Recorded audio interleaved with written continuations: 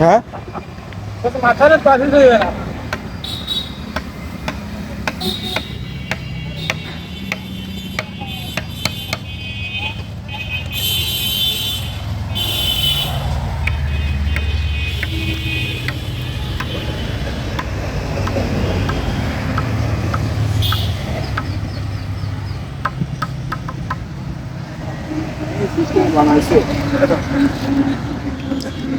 এই জিনিসটার নাম কি? কালী সুতো। কালী কালী কালী কোন সাইডে দোকান? না তাই এই পুরো দিয়ে খুলে ফেলছি কোন দিয়ে? সুতো ও সুতো ফিটা দিয়ে। বাহ, কয়দিন লাগলো একটা বানাইতে? আজকে 5 দিন হয়ে যাচ্ছে একা তো। এরপরে কি ফিনিশিং, আলকাতরার ফিনিশিং কি আপনি দেন নাকি অন্য মিস্ত্রি? লাগে মনে তো করাবে। ও আচ্ছা, আবার আমার নসু হ্যাঁ এখন একটু নিক ভাইরাল করে দেখ। আমার এমন তো বিয়ে আসছে না। আরে কি কথা, তাহলে তো বিয়ে আসছে না, তাহলে এই মতো আমাদের ভাইরাল করে তবে আর মরেছি আমি। দাদার বাড়ি কোন জায়গা? ওই লোহাগড়া লোহাগড়া। লড়াই এই নৌকার সাথে জড়িত কত বছর ধরে? 30 বছর। 30 বছর। আপনি নৌকা তৈরি করতেছেন কত বছর? 30 বছর। আর শিক্ষাটা লাভ করেছেন কোন থেকে? গুরু কিটা আপনার? গুরু আমাদের এলাকায় লোহাগড়াই বাড়ি।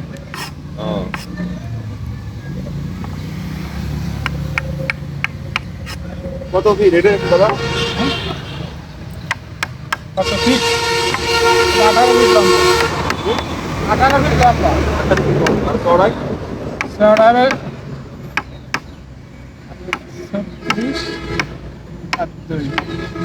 38 ইঞ্চি। 38।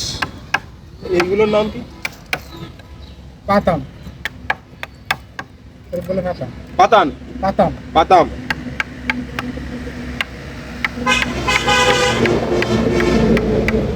এই জিনিসটা কি অ্যাভেলেবেল বিক্রি হয়? আমার কাছে বিক্রি হয়? তারপর সিনাখালি পুনাখাতি এখানে বিক্রি হয়? না সিনাখালি হয় না। পুনকাতে নাইকেল বেটে হয়। নারকেল হয়।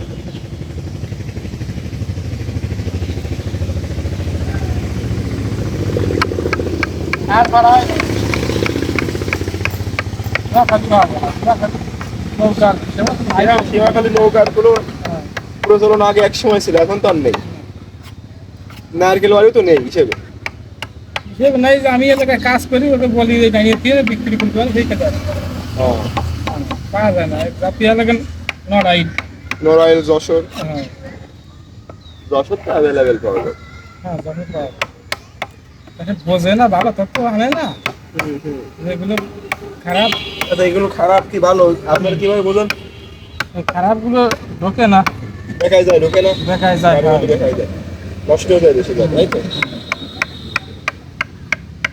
ও ভালো কথা। কাঠগুলো কি কাঠ?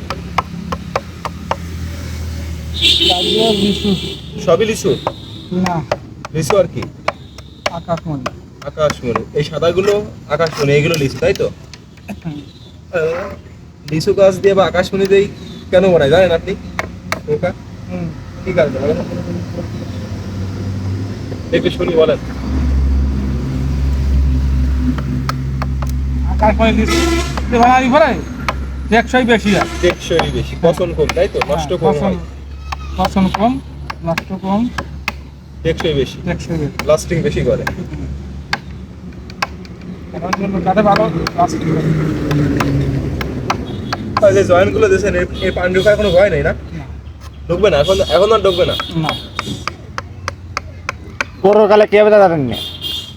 এরপরে তো কাজ রয়েছে, আলকাতরা মারতে হবে, মেলা কাজ রয়েছে তো। হ্যাঁ অনেক মেন কাজ শেষ, কিন্তু কষ্টের কাজ শেষ, এরপরে যে কাজে সহজ, তাই তো?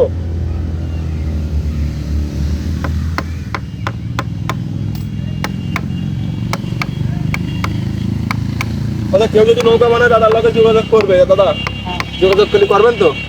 কাম করবেন? নম্বর না বললে তো পাবলিক বুঝবে কিভাবে? নম্বরটা বলে দেন দাদা, নম্বর বলুন, বলেন। 0 0 1 1 9 9 2 2 1 1 শেষ। না তারপর 28 28 ডাবল 4 ডবল 4 1 2 1 2 কয়টা হলো হিসেব করিসাও? কয়টা? 11টা আবার বলেন তো।